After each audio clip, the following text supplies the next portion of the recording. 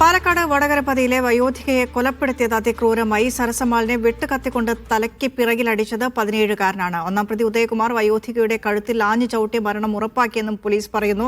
മൃതദേഹം കത്തിക്കുമ്പോൾ മണം പുറത്തറിയാതിരിക്കാൻ പച്ചച്ചാണകം പുരട്ടിയ ശേഷം മണ്ണെണ്ണയൊഴിച്ച് തീ കൊളുത്തിയെന്നും പോലീസ് കണ്ടെത്തൽ. സലാം മുഹമ്മദ് നൽകും വിശദാംശങ്ങൾ. സലാം, വെറുമൊരു മൂക്കുത്തിക്ക് വേണ്ടിയായിരുന്നു ആ വയോധികയെ അതിക്രൂരമായി രണ്ടുപേരും ചേർന്ന് കൊലപ്പെടുത്തിയത്. ഈ 17 വയസ്സുകാരനെ പോലീസ് പിടിച്ചോ? 17-കാരന്റെ മറ്റു വിശദാംശങ്ങൾ എന്താണ് ഇയാളെ കുറിച്ചുള്ള? ഒപ്പം ഈ കൊലപാതക ക്രൂരകൃത്യം നടത്തിയത് ഏത് രീതിയിലാണ് എന്ന് പോലീസ് വിശദീകരിക്കുന്നത് എങ്ങനെയാണ്? നിമിഷ, ആദ്യഘട്ടത്തിൽ പിടിയിലായ ഉദയകുമാർ പറഞ്ഞത് താൻ ഒറ്റക്കാണ് ഈ കൊലപാതകം ചെയ്തത് എന്നുള്ളതാണ്. പിന്നീടുള്ള ചോദ്യം ചെയ്യലിലാണ് ഈ 17-കാരന്റെ പങ്ക് കൃത്യമായി വെളിപ്പെടുന്നത്. കൊലപാതകം വളരെ ക്രൂരമായി ആസൂത്രണം ചെയ്ത ആ രീതിയൊക്കെ തന്നെ പോലീസിനോട് ഈ ഉദയകുമാർ പ്രതി വിശദീകരിക്കുന്നുണ്ടായി. ഈ സരസമാൻ എന്ന് പറയുന്ന കൊല്ലപ്പെട്ട വൃദ്ധയെ വീട്ടിലേക്ക് വിളിച്ചു വരുത്തി ആദ്യം അടിക്കുന്നത്, തലക്കടിക്കുന്നത് 17-കാരനായിട്ടുള്ള ഒരു പ്രതിയാണ്.